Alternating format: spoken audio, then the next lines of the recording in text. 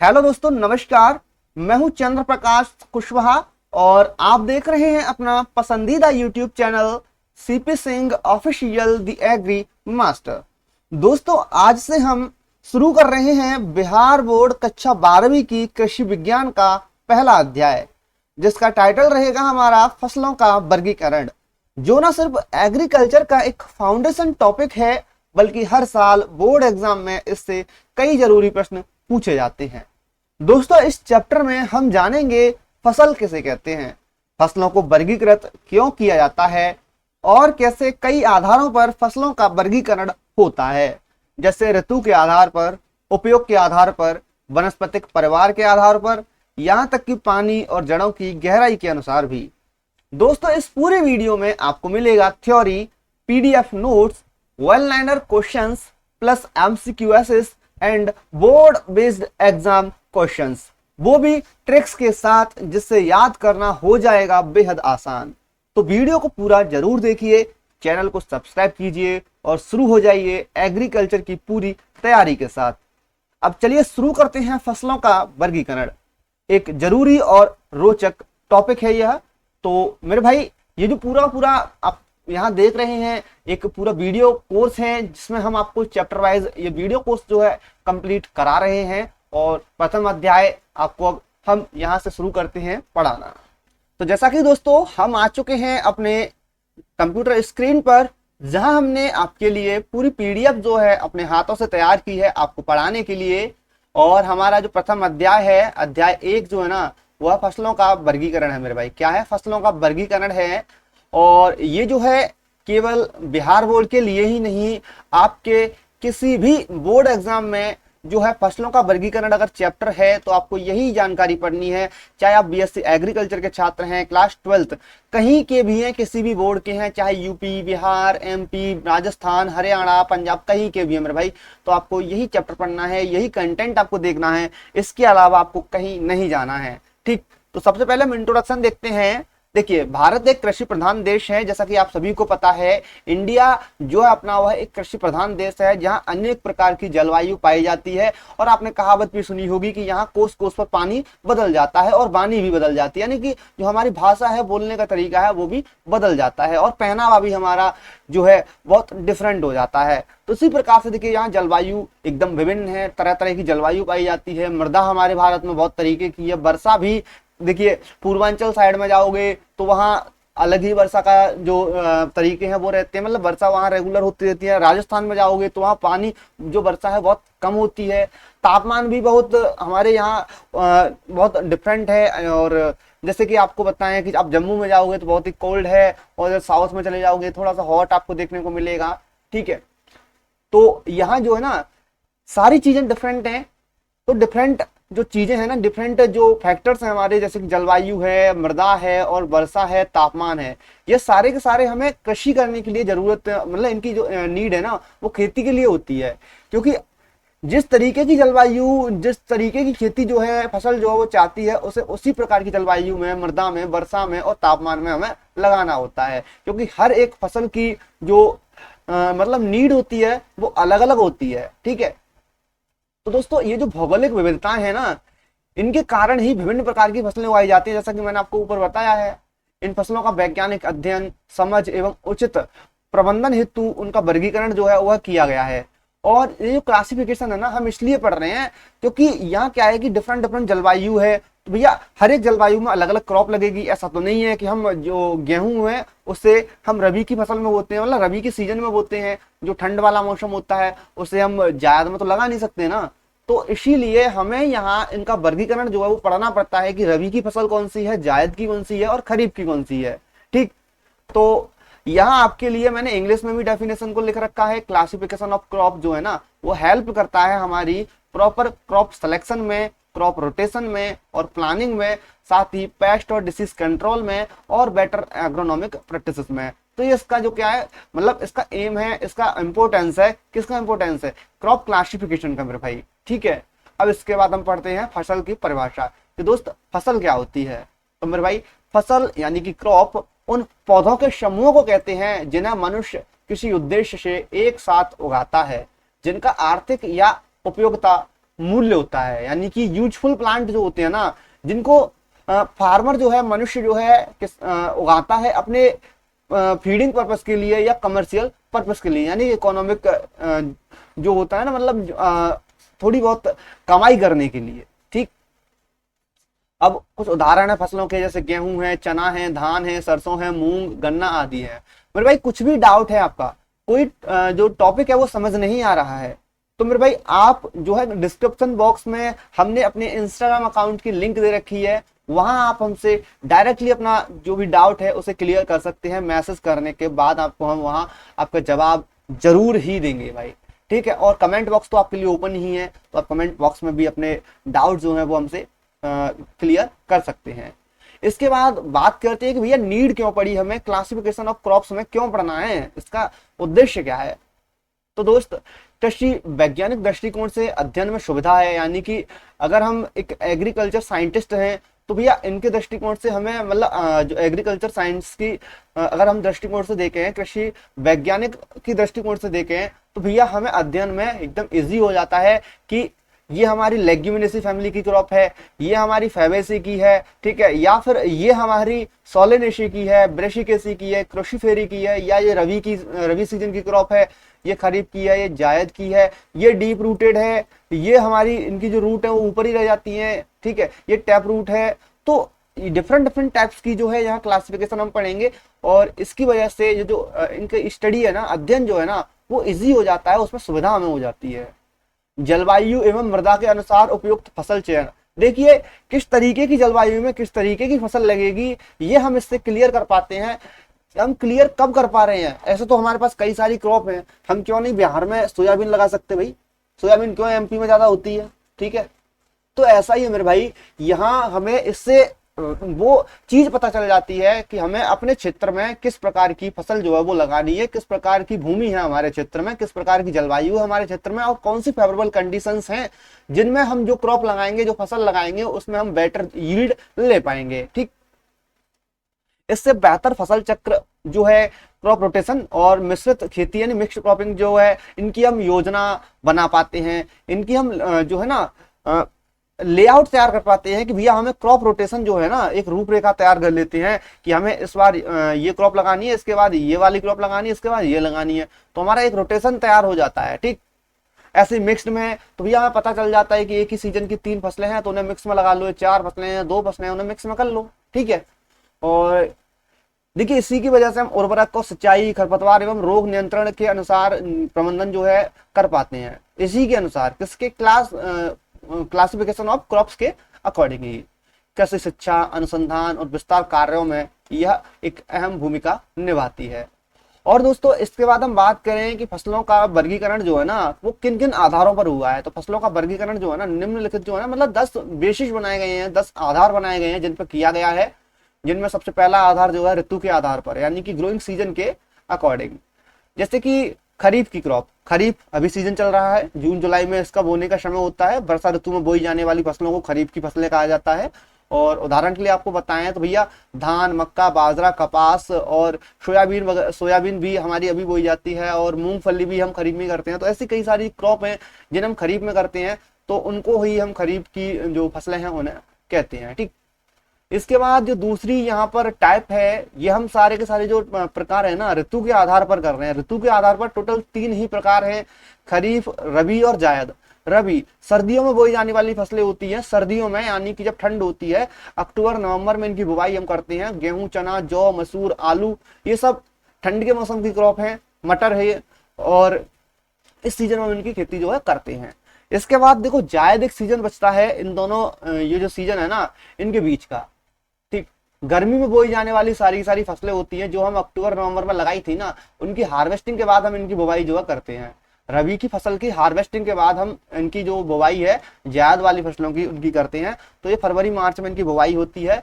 ककड़ी, खरबूजा, तरबूजा, जितनी भी बेल वाली फसलें हैं उन सभी की खेती हम यही करते हैं। ठीक, और अभी तो देखो हम खरीफ में भी बेल वाली खेती करते हैं, कुकुम्बर जो है वो कर लेते हैं। कहाँ करते हैं, हम करते हैं ये सारा का सारा जो है ना प्रोटेक्टेड कल्टीवेशन में, पॉली हाउस के अंतर्गत।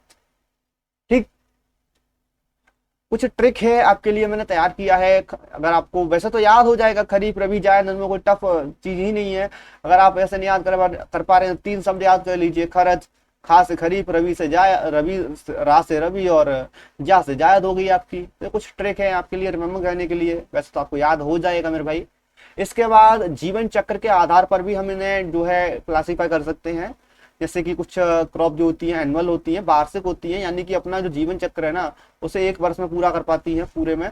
और जैसे कि धान, गेहूं, चना, यानी कि एक जीवन जो है उनका एक लाइफ साइकिल जो होती है ना उसमें कंप्लीट कर पाती है अपने जीवन काल को, लाइफ साइकिल को एक वर्ष में।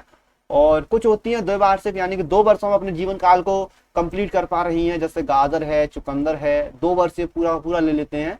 और एक होती है बहुवर्षीय यानी पेरिनियल, पेरिनियल में 2 से ज्यादा वर्ष ले लेते हैं पौधे अपने जीवन काल को संपूर्ण करने में। इनमें सारे के सारे फल के वृक्ष आते हैं, और जितने भी वृक्ष हैं ना वो सारे के सारे आते हैं, आम, नारियल, गन्ना, और भी कई सारे फलदार वृक्ष हैं, जामुन है, बेर है। ये सारे के सारे पेरिनियल होते हैं, बहुवर्षीय होते हैं। यानी कि जीवन चक्र के आधार पर भी 3 ही प्रकार के हमें यहाँ जो है क्लासिफिकेशन जो है वो देखने को मिलता है, वार्षिक, द्विवार्षिक और बहुवर्षीय।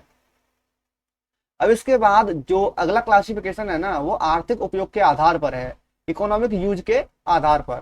मेरे भाई ये जो मैं आपको लिए लिख करके लाया हूँ ना एकदम इजी है, और शॉर्ट नोट्स हैं ये सारे के सारे, आपको आसानी से याद हो जाएंगे, कोई इश्यू नहीं है। इन्हीं को आप बोर्ड में लिख, पहले तो इसमें से कोई जो है लॉन्ग आंसर नहीं बनेगा, सारे के सारे एमसीक्यू ऐसे या वन लाइनर रहेंगे।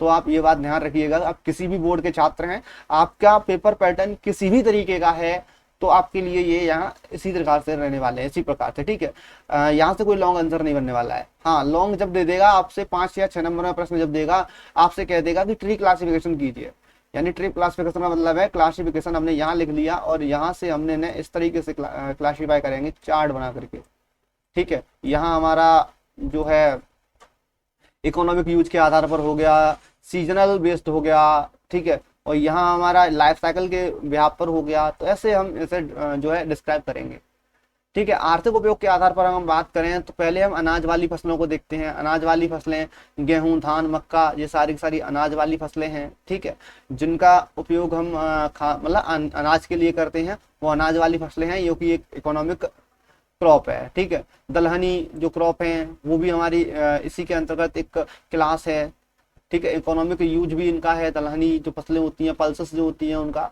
चना, मसूर, मूंग, अरहर, ये सब एग्जाम्पल हैं। तिलहनी फसलें जो होती हैं, सरसों, मूंगफली, अलसी, ये सब तिलहनी फसलें कही जाती हैं, ऑयल सीड क्रॉप कही जाती हैं, ठीक है। और फाइबरस क्रॉप जो है, रेशेदार क्रॉप जो है ना, रेशेदार फसल जो है, कपास, पटसन जो होता है। चारेदार जो फसल होती हैं, फॉडर क्रॉप्स, जैसे बरसीम, नेपियर घास जो है, सोरगम भी हम इसे फॉडर क्रॉप में ले सकते हैं। इसके बाद मसाले वाली जो फसलें होती हैं, यानी कि स्पाइस क्रॉप जो होती हैं, हल्दी, धनिया, जीरा। और इसके बाद जो है ना शुगर क्रॉप, जैसे गन्ना, चुकंदर, जो कि हम इंडस्ट्रियल यूज के लिए इस्तेमाल करते हैं, ठीक है। और फ्रूट क्रॉप्स में आप आम, अमरूद, पपीता, संतरा जैसी फसलों को आप ले सकते हैं। और औषधीय यानी कि मेडिसिनल क्रॉप में तुलसी, अश्वगंधा, एलोवेरा और भी कई सारी क्रॉप है, लेमन ग्रास है, ठीक है। तो ये सारी की सारी औषधीय क्रॉप में आ जाती हैं। इसके बाद कुछ स्टिमुलेंट होते हैं, मादक पदार्थ होते हैं, मादक यानी कि नशीली चीजों की खेती है, जैसे कि चाय, तंबाकू है, ठीक है। और इनकी जो खेती है ना उनको हम स्टिमुलेंट क्रॉप्स बोलते हैं इनको वैसे। तो यहाँ तक हमने जो 3 क्लासेस है ना उन्हें कवर कर लिया है। कोई भी डाउट है बेझिझक आप हमसे पूछ सकते हैं, क्लियर कर सकते हैं। इसके बाद वनस्पतिक परिवार के आधार पर हमने यहाँ वर्गीकरण जो है वो किया है। यहाँ कुछ हमने फैमिली जो है उनको रखा है।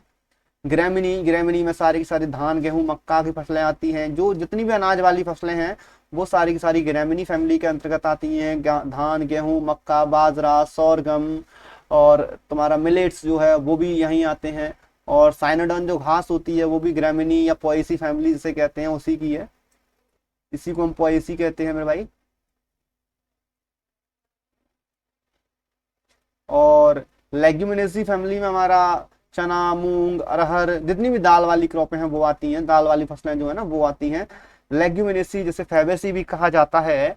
और सोलेनेसी फैमिली जो है हमारी तीसरी फैमिली है। सोलेनेसी के अंतर्गत मुख्यतः टमाटर, मिर्च, बैगन, तंबाकू जैसी फसलें जो हैं वो आती हैं।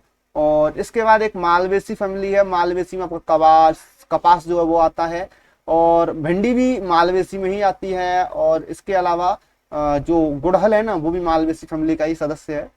और कुकरबिटेसी फैमिली है हमारी अगली। कुकरबिटेसी में जितनी भी बेलदार खेती होती है ना, लौकी, ककड़ी, खरबूजा, तरबूजा, खीरा, वो सब इसी में आते हैं। और क्रूसीफेरी जो होती है ना, क्रूसीफेरी फैमिली के अंतर्गत जो है हमारा सरसों, राई, ये फसलें आती हैं, और इसी में हमारी मूली भी आती है। देन हमारा लिलिएसी फैमिली है, लिलिएसी में प्याज, लहसुन जैसी क्रॉप जो है वो आती है। इनके लिए भी एक ट्रिक है, ग्रेलेसो मल कुक क्रू, कुछ यहाँ एक ट्रिक दी गई है, तो आप इसे याद करना चाहें तो कर सकते हैं, नहीं तो आप डायरेक्टली याद कीजिए। और कुछ स्पेशल यूजेस के आधार पर हमने यहाँ क्लासिफिकेशन किया है, जैसे कि कुछ कैश क्रॉप होती हैं जो कि हमें नकदी फसलें इन्हें कहते हैं, तुरंत हमें नगद दे जाती हैं, कैश दे जाती हैं। गन्ना, कपास जो है इनको नगद फसलें कहा जाता है, कैश क्रॉप कहा जाता है। कुछ रक्षक फसलें होती हैं, गार्ड क्रॉप होती हैं, क्योंकि इन्हें खेत के चारों ओर बाउंड्री पर लगाते हैं, जैसे सूरजमुखी है। कुछ जाल फसलें होती है, ट्रैप की तरह हम इस्तेमाल करते हैं, तो ट्रैप क्रॉप जो होती है ना, गेंदा है। गेंदा क्या करता है कि इसे हम इसलिए ट्रैप में लाते हैं, जैसे कि हमने इसे अगर भिंडी है, टमाटर या बैगन में लगा दिया ना, तो यहाँ कीट जो है वो ज्यादा से ज्यादा विजिट करेंगे, जो मधुमक्खियां हैं वो विजिट करेंगी। इससे होगा क्या कि पॉलिनेशन बहुत हाई होगा, और साथ ही यहाँ जो ट्रैप हम लगा रहे हैं ना, इस पे ये अट्रैक्टेंट की तरह काम करेगा, तो जो भी हानिकारक कीट है सबसे पहले इसी के पास जाएगा, तो मैन क्रॉप जो है अंदर वो हमारी बच जाएगी।